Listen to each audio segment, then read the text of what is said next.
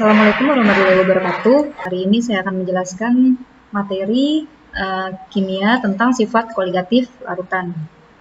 Kalian lihat di layar kalian sudah ada materi tentang sifat koligatif larutan.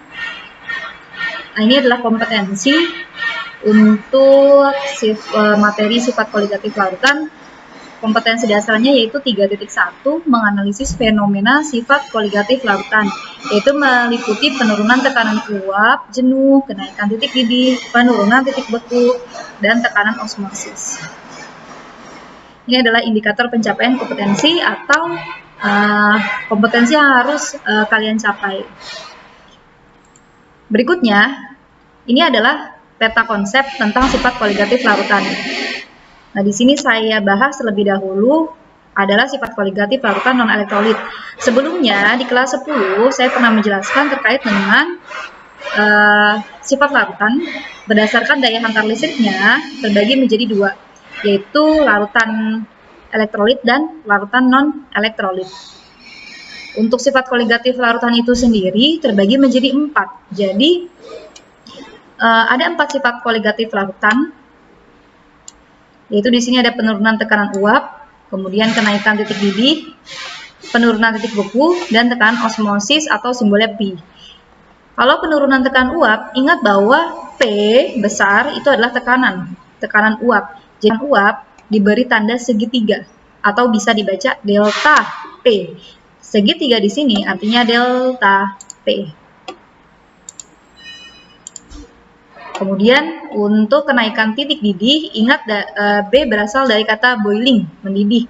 Jadi kalau kenaikan titik didih adalah delta TB. Sedangkan untuk penurunan titik beku, delta TF karena F berasal dari kata frozen atau membeku.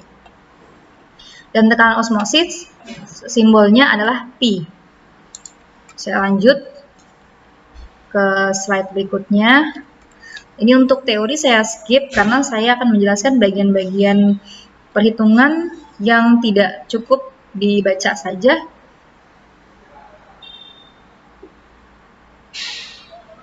Dalam sifat koligatif larutan ini nanti kalian akan bermol, begitu. Akan bertemu dengan yang namanya fraksi mol. Fraksi mol simbolnya adalah X. Nah, fraksi mol terbagi menjadi XP dan XT. Jadi ada XP, ini ya, P dan XT. Bedanya adalah P untuk pelarut, sedangkan T untuk terlarut. Jadi yang membedakan antara fraksi mol pelarut dengan fraksi mol terlarut adalah XP untuk pelarut, XT untuk terlarut. XP dan XT memiliki hubungan yaitu di mana ketika XP ditambah XT totalnya akan sama dengan 1.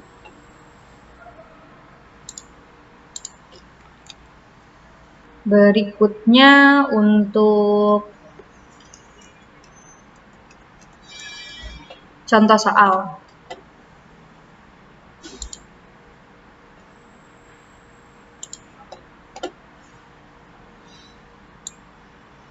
Di sini ada contoh soal, hitung fraksi mol NaCl dan air jika diketahui 2,925 gram NaCl dilarutkan dalam 90 gram air, di mana Mr untuk NaCl sama dengan 58,5 dan H2O sama dengan 18. Nah, perhatikan baik-baik ya untuk cara penyelesaiannya.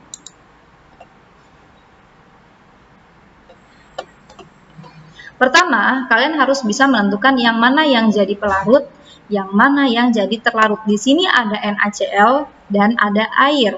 Antara NaCl dan air ada yang bertindak sebagai pelarut, ada yang bertindak sebagai zat terlarut. Biasanya, untuk membedakan yang mana pelarut dan yang mana zat terlarut, dapat ditentukan dari mana yang lebih besar. Jadi umumnya pelarut yang lebih besar masanya, sehingga terlarut adalah kebalikannya.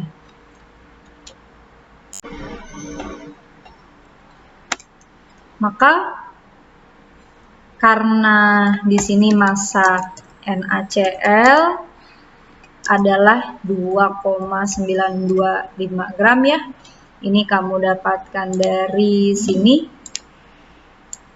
Nah, ini 2,925 gram. Kemudian massa air adalah 90 gram. 90 dari mana? Ini kita dapat dari sini 90. 2,925 dengan 90 gram mana yang lebih besar? Berarti kan 90 gram. Maka air adalah pelarut. Kalau air pelarut berarti NaCl bertindak sebagai zat terlarut. Di sini air pelarut atau zat pelarut ya. Nah, sampai sini sudah. Kita lanjut ke apa yang ditanya. Ini kan yang diketahui. Ini yang diketahui. Kemudian yang ditanya adalah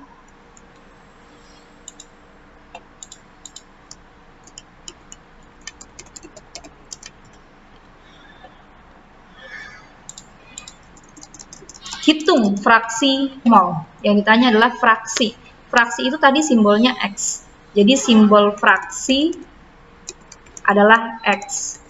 Karena yang ditanya fraksi NaCl, fraksi mol NaCl dan air, berarti yang ditanya di sini adalah X-nya si NaCl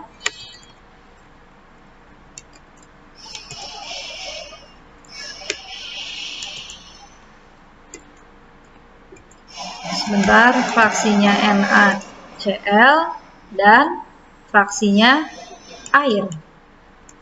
X-nya si air. Lalu tadi NaCl di sini bertindak sebagai zat terlarut. Maka dengan kata lain bisa saya sebutkan bahwa di sini adalah XT. Kenapa XT ini ya? Ingat, NaCl sebagai terlarut. Kemudian dimundur ke belakang. Nah, ini untuk XP. Saya mau mencari XP. Berarti ini. Ini ya. Saya mencari XP. Maka inilah rumus yang saya gunakan. XP sama dengan NP dibagi NP tambah NT. Saya kembali lagi ke sini. Equation.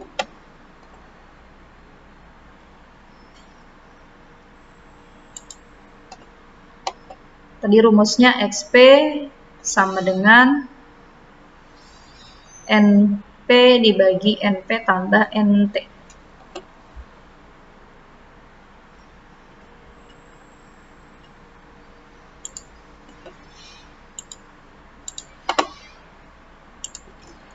NP, N kecil ya, NP tambah NT. N itu apa? N kecil. N kecil adalah mol. Ini catatan ya. N itu artinya mol. Jadi kalau NP berarti molnya pelarut, kalau NT molnya terlarut.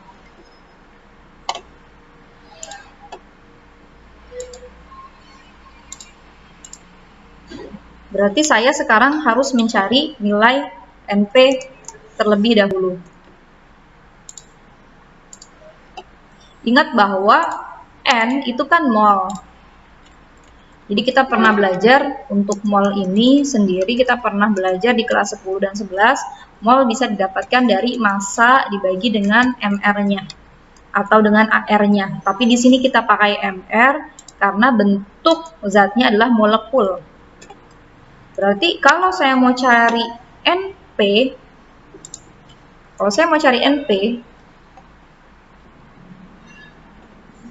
pelarutnya adalah air. Berarti saya cari molnya air.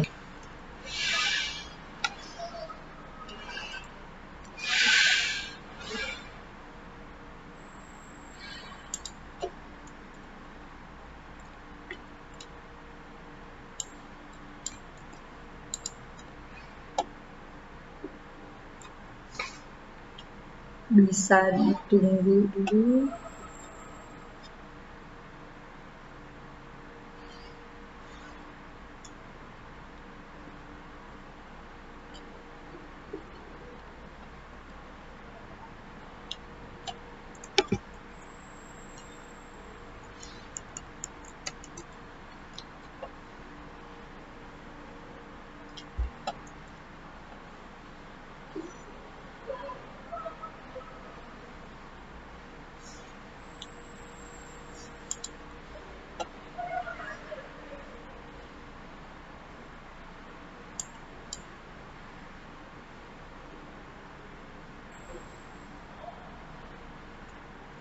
Nah, di sini ya. Tadi saya cari NP. Berarti P adalah pelarut, maka pelarutnya air, berarti masanya adalah massa air. Dibagi dengan MR air juga.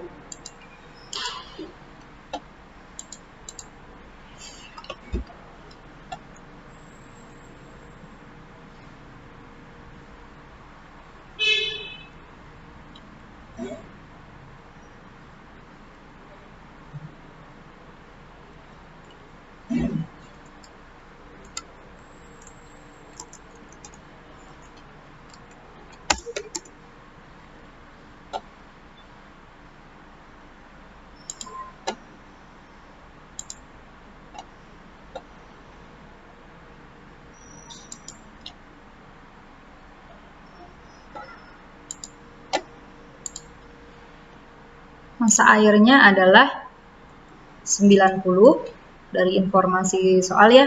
MR-nya adalah 18.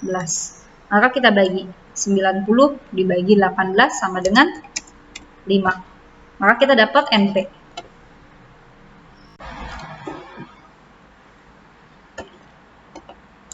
NP kita sudah dapat, sekarang kita mencari NT dengan rumus yang sama ya. Jadi bedanya kalau NT adalah molnya si terlarut. Kita gunakan dengan rumus yang sama.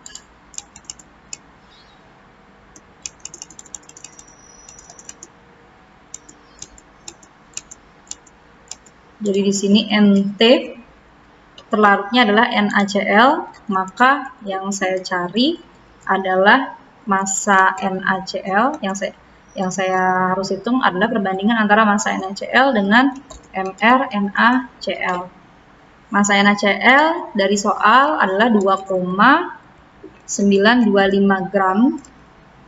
MR-nya NaCl adalah 58,5. Nanti kita dapat dari hasil pembagian adalah 0,05.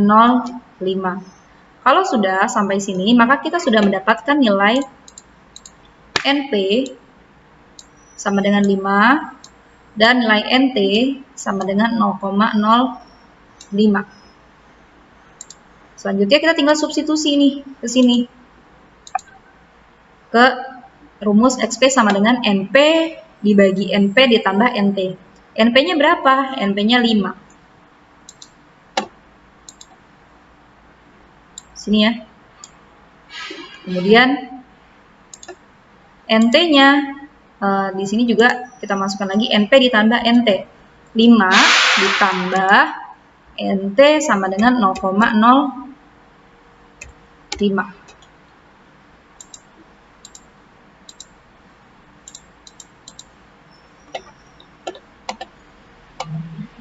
Terus kalau sudah kita hitung berapa hasilnya. Dari ini kan 5 dibagi 5,05. Kemudian kita hitung.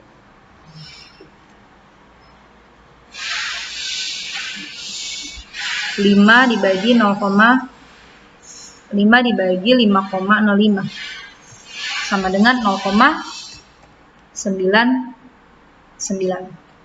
Nah, ini adalah XP. Jadi harga XP sama dengan 0,99.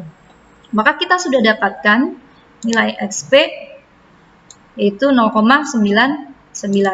Kita tinggal mencari nilai XT. Berapakah nilai XT? Tadi sebelumnya di sini saya perlihatkan kembali. Nah, untuk slide sebelumnya di sini ada rumus total fraksi mol antara XP dengan XT adalah sama dengan 1. Jadi, kalau saya tulis rumusnya seperti ini, XP tambah XT sama dengan 1. Ini.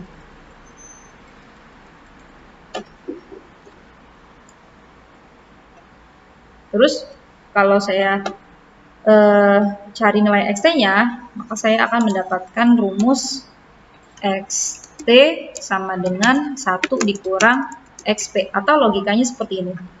XP kan 0,99. XT-nya kita cari.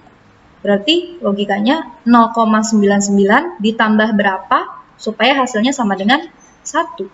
Saya ulang, 0,99 ditambah berapa supaya hasilnya 1.